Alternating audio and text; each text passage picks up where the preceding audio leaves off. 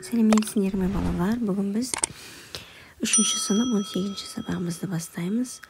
0 және 1 санымен амалдар орындау, жақшалы өрнектердің мәнін табу, Қазақстанның табиғаты туралы аңыздар. Сен көбейту мен бөлудегі 0-дің қасиетін әріпті теңдіктер арқылы жазып үйренесің. Бірінші есепке қарайық. Өрнектердің мәнін тап, сонда сен фотосуреттердің қандай аңызға байланысты алынғанын білесің. Бізде суреттердің астына өрнектер берілген, сол өрнектерді орындаймыз. Бірінші біз мына жерде мыңды жазамыз. Мың, азайту, жақшаның ішін орындаймыз. 580 қосу 120, бізде 700. Тең, мыңнан 700-ді азайтсақ 300 болады. Сонда бізде іле 300-ге тең екен. Бірінші фотосуреттің астындағы өрнек бізге 300-ге шықты, яғни бізде іле. Енді екінші дұрыстап жазайық.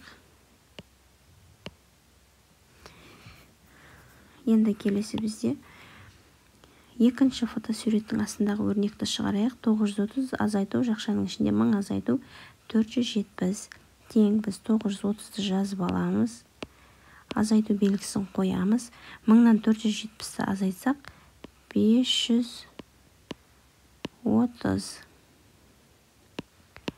430-дан 530-ды азайтсақ 400. 400 бізде қара тал. Яғни екінші фотосурет бізде қара тал. Енді үшінші фотосуреттің астындағы өрнекті шығарайық. 120 қосу, жақшаның ішінде 1000 азайту 560. 120-ны жазамыз. Қосу белгісін қоямыз. Енді жақшаның ішін орындаймыз. 1000-нан 560-ті азайтсақ 440 тең. 120-ға 440-ты қоссақ бізде 560. 560, яғни бізде үшінші фотосуреттің жауабы Бура тауы.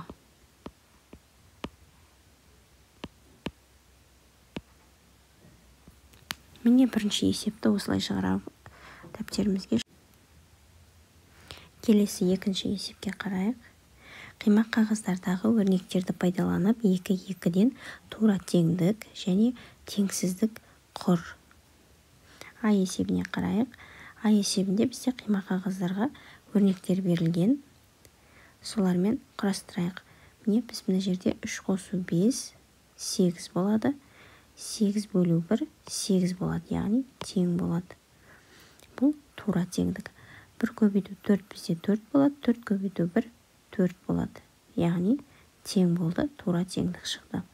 6 қосу 3, 9, 8 бөлу 8, 1. Яғни 9 саны бізде үлкен екен. Бұл бізде теңсіздік. 2 бөлу 2 бізде 1, 4 көбейту 1, 4. Яғни бізде 4 үлкен. Бұл тура теңдік емес, теңсіздік. Келесі А есебіне қараймыз. А есебінде берілген қимақ қағаздарды пайдаланып, біз 2 тура теңдік, 2 теңсіздік құрастыруымыз керек. 7 көбейту 0 бізде 0. 9 азайту 9 бізде 0, яғни тең шықты. Бұл тура теңдік. 0 бөлу 3 0. 0 көбейту 4 бізде 0. Міне екі жақта 0 болды, тура теңдік болды, яғни теңге. Тең екі жағы. 6 көбейту 1 6, 2 көбейту 1 2, яғни бізде 6 үлкен. Бұл теңсіздік. 4 бөлу 4 бізде 1, 3 көбейту 3 бізде 9, яғни 9 саны үлкен. 9-ға қаратамыз үлкендік белгісін, яғни бұл теңсіздік. Үшінші есеп, өрнектердегі амалдардың орындалу ретін анықтап, олардың мәнін тап. А есебіне қарайық. 26 қосу 12 бөлу 6. Бірінші біз бөлу амалын орындаймыз, екінші қосу амалын орындаймыз. Яғни 12-ні бірінші 12 бөлу 6 бізде 2 болады.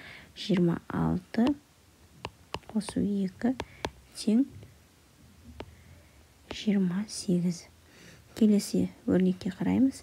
Бірінші көбейтуді орындаймыз, екінші азайту амалын орындаймыз. 7-ні 2-ге көбейтсек 14, 200-ді жазамыз, азайтамыз 14-ті. 186-ға тең. Бірінші біз жақшаның ішін орындаймыз, екінші көбейту амалды орындаймыз. Жақшаның ішін орындаймыз. 130 азайту 25, 105. Көбейтеміз 2-ге, 210. Келесі біз жақшаның ішін бірінші орындаймыз, екінші көбейтуді орындаймыз. 2-ні жазамыз, көбейту 116, азайту 112.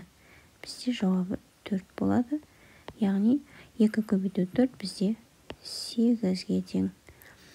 Келесі өрнек 5 көбейту 4 қосу 36 бөлу 9.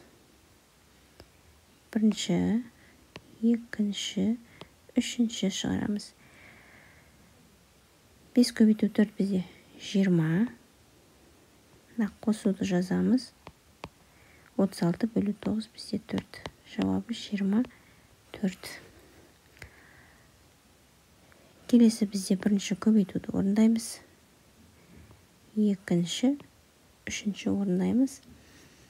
Енді жазамыз. 12 азайту 4 қосу 2 көбейту 3 бізде 6-ға тең. 12-ден 4-ті азайтсақ 8 қосу 6 тең 14-ге. Бұл А есебі. Енді Ә есебін шығарайық. Ә есебінде 24 бөлу 4 азайту 4. Бірінші бөлуді орындаймыз, екінші азайтуды орындаймыз.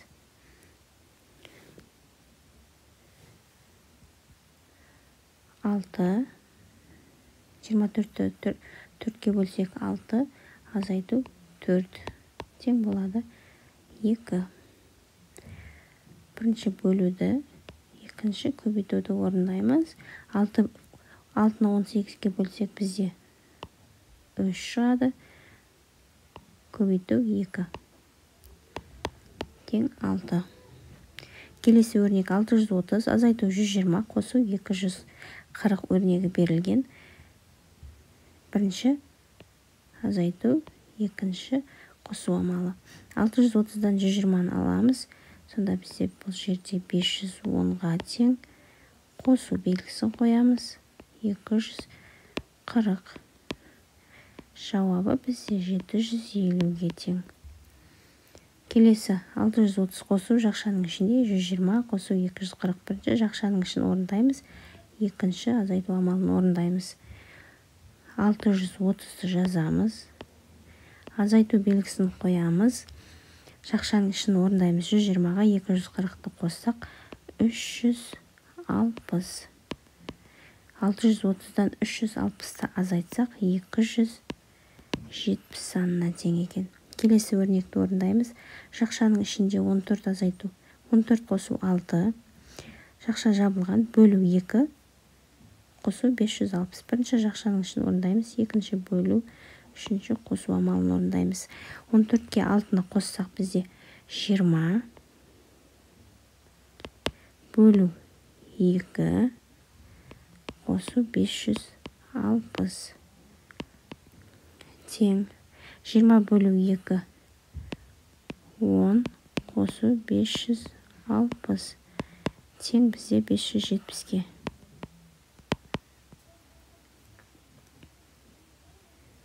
Келесі өрнек 200 қосу 4, көбейту жақшаның ішіне 2 қосу 3 берілген. Бірінші жақшаның ішін орындаймыз, екінші көбейту амалын орындаймыз, үшінші қосу амалын орындаймыз. Жазамыз 200 қосу 4, көбейту жақшаның ішіндегі бізде 2 қосу 3, 5-ке тең. Тең. Бірінші көбейтуді орындаймыз, екінші қосуды орындаймыз. Яғни жазамыз 200 қосу 4 көбейту 5 20-ға тең. Сонда бізде 220 20-ға тең жауабы. Төртінші есеп ауызша түсіндіре отырып есепте. А есебіне қарайық. 1 көбейту 9, 9-ға тең. 73 көбейту 1, 73-ге тең.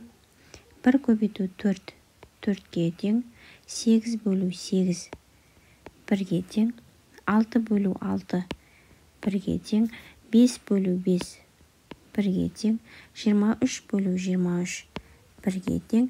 23 көбейту 1, 23-ге тең. Келесі ә нұсқасына қарайық. 0 көбейту 8, 0. 0 бөлу 6, 0. 53 бөлу 53, 1-ге тең. 0 көбейту 19, 0-ге тең. 25 көбейту 0, 0-ге тең. 18 бөлу 18, 1-ге тең. 22 көбейту 1, 22-ге тең. 22 бөлу 22 тең болады 1. Бесінші есеп өзара байланысты сандарды тап, теңдіктер құр. Бізде кесте берілген. Кестеде көк шарлар, жасыл шарлар және қызыл шарлар берілген. Үлгі бойынша мына жерде шығару жолын көрсетілген. Көк шарды көбейтеміз жасыл шарға тең болады. Бізде қызыл шар жауабы. Келесі кері амалмен шығарамыз бөлумен. Қызыл шарды бөлеміз жасыл шарға тең болады көк шарға. Дәл осылай есепті жалғастырайық. Мысалы, көк шардан 3 көбейту 4. Бізде міне бірінші 12 шығу керек. 3 пен 4-тің көбейтіндісі 12 саны шығады. Енді кері амалмен 12 бөлу. Бізде жасыл шар. Жасыл шар бізде жасыл шарды бөлеміз. Яғни бізде 4 тең 3 болады. Келесі бізде қандай сандардың көбейтіндісі 15-ке тең. 3 көбейту 5 тең 15. Енді кері амалмен шығарамыз. 15 бөлу 5 тең 3. Келесі сан бізде 16 саны шығу керек. Қандай сандарды көбейткенде 16 саны шығады? Бізде 4 көбейту 4 тең 16. Кері амалмен шығаратын болсақ, 16 бөлу 4 тең 4. Келесі бізде 18 саны шығу керек. Сонда біз көк шардан 9-ды алайық. Жасыл шардан 2-ні алайық. Сонда 9-дың 2-ге көбейтіндісі 18-ге тең. Енді кері амал бойынша шығарамыз. 18 бөлу 2 тең 9. Келесі сан бізде 21 шығу керек. Сонда біз 7-ге 3-ті көбейтсек 21 саны шығады екен. 21-ді бөлеміз 3-ге тең 7. Келесі 25 саны шығу керек. 5-ке 5-ті көбейтсек 25. 5 көбейту 5 тең 25. Кері амалмен шығарамыз. 25 бөлу 5 тең 5-ке. Келесі бізде 32 саны шығу керек. Қандай сандардың көбейтіндісі 32 болады? Бізде көк шардан 8-ді алайық. 8 көбейту 4 тең 32. Кері амалмен шығаратын болсақ, 32 бөлу 4 тең 8-ге. Келесі 40 саны шығу керек. Бізде көк шардың ішінен 8-ді алайық. 8 көбейту 5 тең бізде 40 шығады. Кері амалмен шығарамыз. 40 бөлу 5 жауабы 8 саны шығады екен. Келесі соңғы сан 45 саны шығу керек. Қандай сандардың көбейтіндісі 45-ке тең? Жазамыз. 9 көбейту 5 тең 45.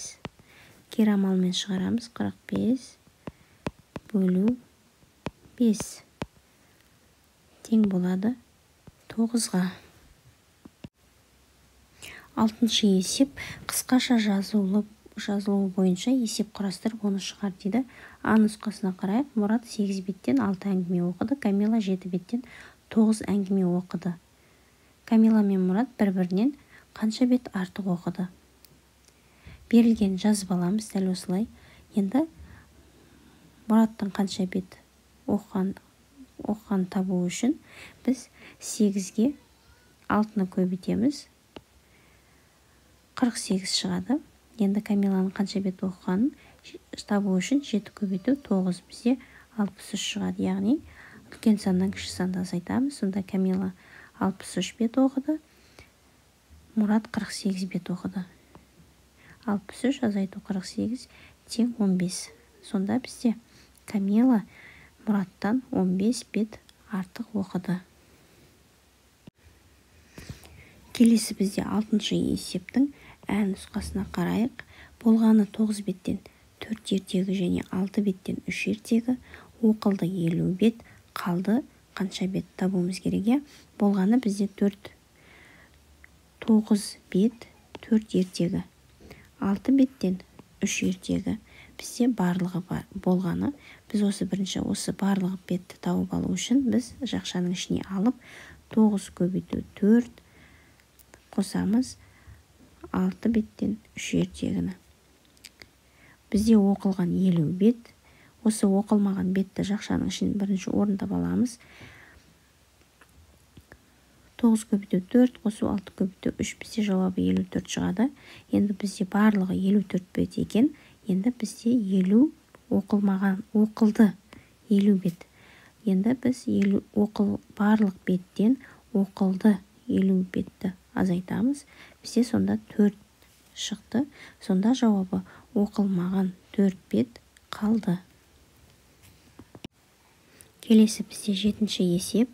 Бақшада шаршы тәріздес 2 жер теліміне таңқурай отырғызылған.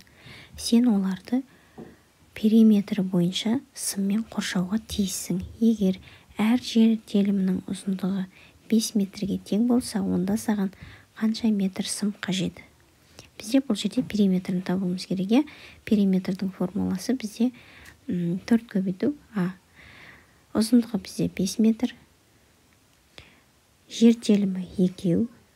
Қанша сым қажет? Біз соны табуымыз керек. Шаршы деп тұр. Шаршы тәріздес 2 жер телімі. Жер телімінің көлемі, яғни көрінісі шаршы тәріздес екен. Шаршы дегеніміз бізде 4 қабырғасы да бірдей. Яғни бізде 5 метр, 5 метр, 5 метр, 5 метр. Осындай бізде 2 жер телімі бар. Және тағы бір жер телімі бар, Енді біз осының периметрін табуымыз керек. Периметрі бізде П дегеніміз периметр. Осы шаршының 4 қабырғасы. Қосқанда 1, 2, 3, 4 қабырға. 1, 2, 3, 4 қабырғасының ұзындығын қосамыз. Немесе қысқаша 4 көбейту А. А дегеніміз орнына сан қоямыз. Енді шығарайық. Периметр тең 4 көбейту 5 метр. Бізде барлық қабырғасының ұзындығы 5 метр. Сонда бізде 20 метр шықты. Яғни бірінші жер телімі бізде 20 метр. Бізде бір жер телімі емес, 2 жер телімі бар. Міне екінші жер телімі де 20 метрге тең болады. Сонда бізде 20 метр көбейтеміз 2 жер теліміне. Яғни бірінші жер телім, екінші жер телімі. 20 метр көбейту 2 тең 40 метр. Сонда жауабы бізде 40 метр сым қажет екен. Келесі бізде 8-ші есеп. Егер оқушы өрнектердің мәнін амалдар бойынша есептеген болса, онда ол қандай өрнектің мәнін тапқанын анықта. Бірінші А есебіне қарайық. А нұсқасына біздер өрнекті құрастыруымыз керек, бірақ амалдармен есептелінген. Бірінші бізде 18 бөлу 3 тең 6. Екінші амал 500 қосу 6, 506. Бұл жердегі міне мына 6, бұл мына 6 бізде. Яғни бізде бірінші 500 жазылу керек. Одан кейін 6-ның 6 шыққан бізде 18 бөлу 3 жазылу керек. Міне жазамыз. 500 қосу 18 бөлу 3. Жақшаның ішіндегісі бізде 6 болады. Бірінші орындалады. Сондықтан жақшаға алдық. Міне бірінші амал 18 бөлу 3 тең 6. Яғни бірінші амал жаздық. Енді екінші 500 қосу 6. Міне 500 қосу 6 біз 506-ға тең. Енді әнұсқасына қарайық. Амалдар бойынша өрнекті құрастыруымыз керек. 35 азайту 23 бізде 12 шықты. Бұл бірінші орындалу керек. 12. Екінші амал бізде осы 12-ні бөлеміз 2-ге. Яғни бізде бірінші азайту амалы орындалып тұр. Біз жақшаға алып жазамыз. Жақшаның ішіне 35 азайту 23 бөлу міне мына 2. 35-тен 23-ті азайтсақ 12.